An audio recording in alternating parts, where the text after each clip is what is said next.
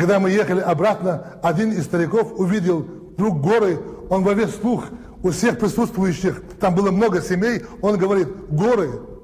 Другие подбегают дети, женщины, они кричат по-чеченски: лямниш, лямниш, горы, горы. И все люди пожилые и молодые собрались и начали как бы в голос: горы, горы.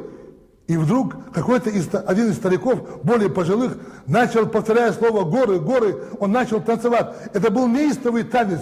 Я впервые видел танец. Это был не танец, это было выражение какого-то космического явления. И он начал танцевать. Горы, горы, весь он начал танцевать в этом движении.